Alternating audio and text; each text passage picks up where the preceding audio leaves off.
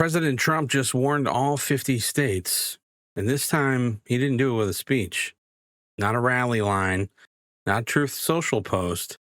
He did so through the Department of Justice. They've sent letters to election officials across the entire country telling them that they have 5 days to explain how they're going to comply with federal law and keep non-citizens off the voter rolls. Save Act? Sounds like it. And here's the part that changes everything, though. The DOJ isn't just asking nicely. They are warning election officials that if they knowingly allow non-citizens to stay on the rolls or knowingly allow them to receive or cast ballots, they could be personally facing criminal liability. That's the line. That's the escalation. And that's why this story matters, because for years we've had Democrats in the media telling us the same thing over and over again. Don't ask questions. Don't check the rolls. Don't require proof. It's not right. Don't talk about citizenship. Don't talk about voter ID. Don't talk about mail-in ballots. Don't talk about election integrity. And if you do talk about it, they call you a conspiracy theorist. But now the Trump Department of Justice is saying something simple. Federal elections are for American citizens. Election officials have obligations under federal law, and the states need to explain what they're doing to make sure that voters are eligible, the ones who are participating. So look, please like this video and subscribe. My name is JR Majewski, formerly endorsed by President Trump, ran for Congress, and I tell the truth. So let's start here. Look, the biggest fight in American elections is no longer just about who votes. It's about who continues to control the rules. For decades, elections have mostly been administered by the states and by local governments. That's the normal structure. County officials, state elected officials, secretaries of state, local boards of elections. I mean, this is how the machine works. But federal elections are still federal elections. And federal law still matters. Because this country cannot have non-citizens voting in federal elections. Cannot knowingly keep these people who are ineligible on the voter rolls. Can't knowingly help someone receive or cast a ballot if they're not legally eligible to vote. That's not controversial. That should be the easiest election integrity statement in the United States. But somehow, in 2026, even saying that out loud becomes a national political explosion. And that should tell everybody something. Now, there are reports from the Department of Justice, about the Department of Justice sending letters to elected officials in all 50 states and D.C. And these letters ask states to explain how they're going to comply with federal law and what they're doing to keep their voter rolls clean. And these deadlines that they placed matters. 5 days, not 5 months, not 5 weeks, not some vague bureaucratic process. 5 days. And that's a real deadline. And it's also a real headline. See, Trump's DOJ just put the entire election system on the clock. Now the media, they're going to frame this as intimidation. They're going to say that this is federal overreach. They're going to say that election officials are being threatened. They're going to say Trump's trying to interfere with the midterms. Well, folks, if you ask yourself the basic question, what exactly is unreasonable about asking states how they make sure that only citizens vote in federal elections? I mean, that's a pretty simple question, but it's one that the media doesn't want to answer, because if they answer it honestly, their whole narrative will collapse. If the system is secure, then the answer should be easy. If the rolls are clean, they should be able to prove it. Non-citizens are not on the rolls, and they should be able to show a process. Okay? This is not an attack on democracy. It's basic accountability. And this is where the story connects directly to the Save America Act, because that act and the fight is about the one central question. Should people have to prove they're citizens before registering to vote in this country, especially for federal elections? That's it. Take away all the media noise, take away the cable news screaming, take away the lawsuits and conferences and activist language, and the question's pretty simple. Should American elections be limited to American citizens? Almost everybody says yes.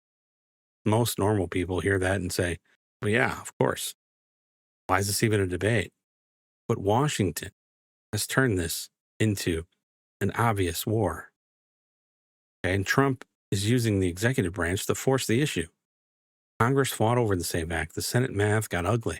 Democrats called it voter suppression. Republicans said it was election integrity. And while Congress argues, the DOJ, well, they're doing what they have to do because they're moving forward. They're moving towards the states. This is not just about a letter, though. It's about a larger pressure campaign. The Trump administration is trying to use every available lever. The Justice Department, federal funding, election law, state compliance, voter roll maintenance, criminal liability. And the timing on this is appropriate because we're heading into the midterms. Control of Congress is on the line. House of Representatives, the Senate, the agenda that we voted for, the mandate. And now the rules of the election are becoming the election issue. And that's why this matters. Now, I have to be fair to the other side. Democrats and many election officials say non-citizen voting is rare. They say states already have safeguards. They say these letters are unnecessary. They say this is about scaring election workers and federalizing a system that's supposed to be run by the states. That's their argument.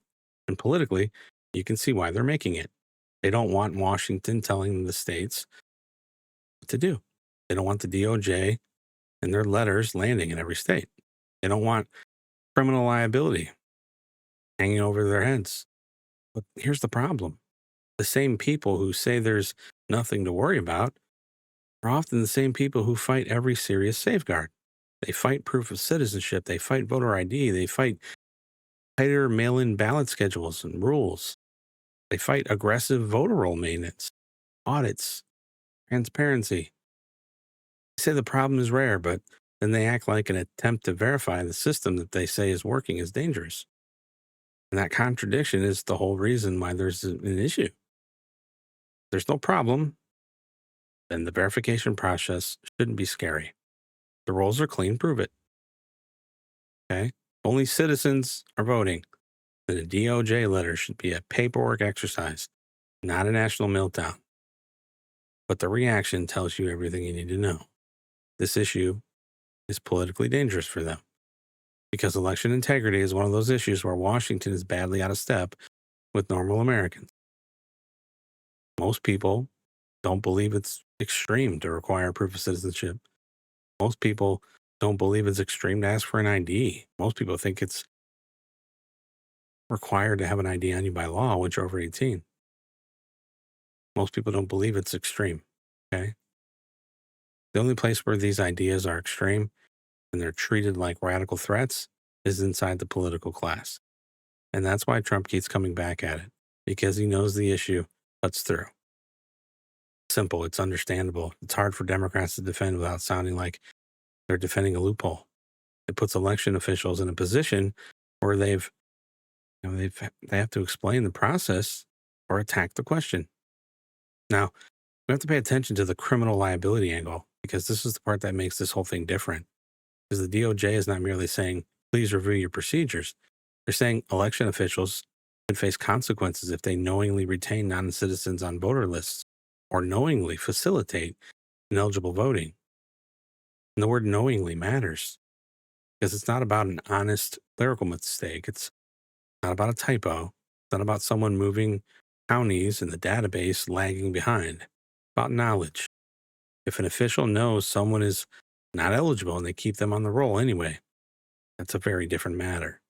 If an official knows someone is not a citizen and they still help them receive and cast a ballot, it's not democracy. It's a violation of the law. And this is where Trump's DOJ is drawing the line. And the media is going to say this is intimidation. A lot of voters are going to call it enforcement. And that's the split. That's the political fight.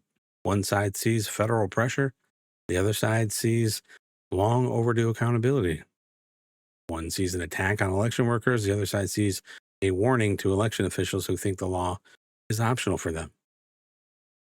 One side sees Trump interfering, and the other side sees Trump doing exactly what we voted for him to do, what the American people want. And regardless, the overarching theme is we want a president that's going to fight. Okay? There's also a federal funding angle. The reports say that the administration is tying some of this to federal funding. And That matters because money is a huge, huge lever.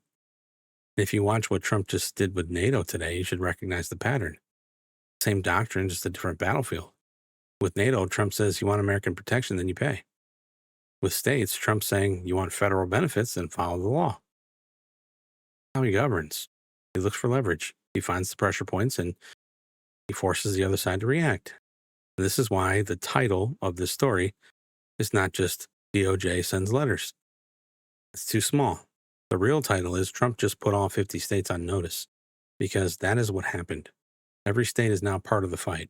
Red states, blue states, swing states, big states, small states. Every secretary of state, every elected office, every official involved in federal elections, they now know the DOJ is watching. And that's going to create political pressure. Some Republicans in the states will respond by saying they're already complying and welcome the scrutiny.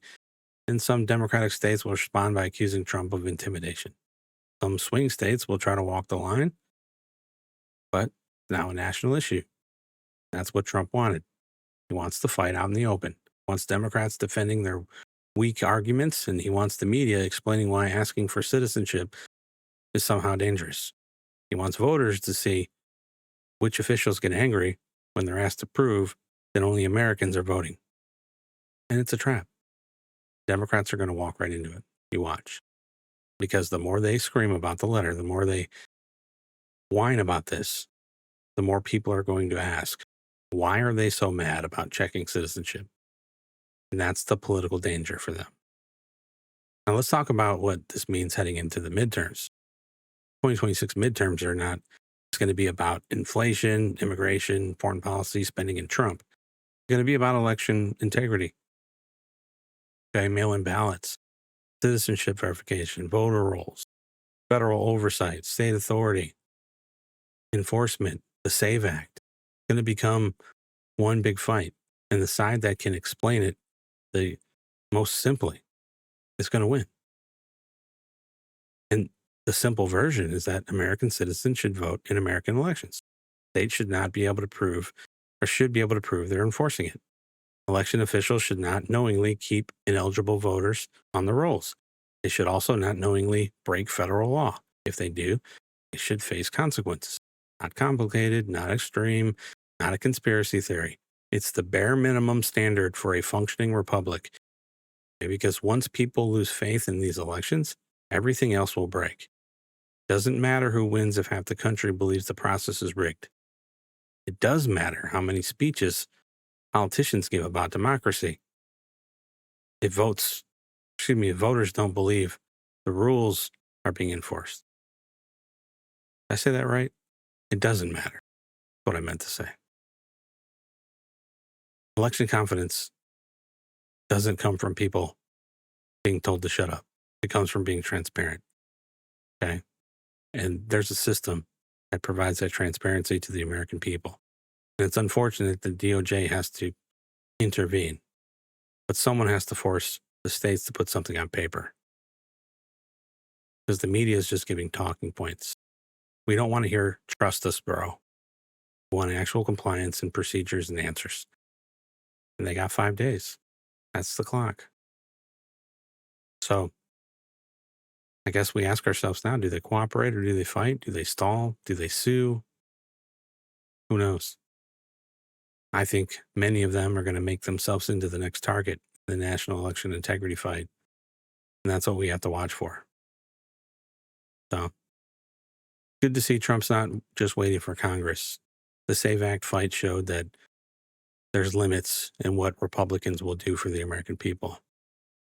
Even if you have public support, you can have the House, you can have the argument, they'll have the Senate. Because if they stall, which they did, you can't move anything. So Trump's taking it to the executive branch. Federal pressure, funding leverage, state compliance, that's the move. Whether you love it or hate it, it's aggressive. What we voted for. So, we'll see. Hopefully we'll find out before the ballots go out, before the rolls are finalized, or the lawsuit hits. We'll see Trump is trying to move the battlefield much earlier. And I think it's smart. Because we've spent years complaining about this. We've always doing it retroactively, reactively. Trump's trying to force the fight and take the initiative. That's a major difference. And that's why the Democrats are so alarmed. Keep an eye out, folks. It's only going to get more interesting.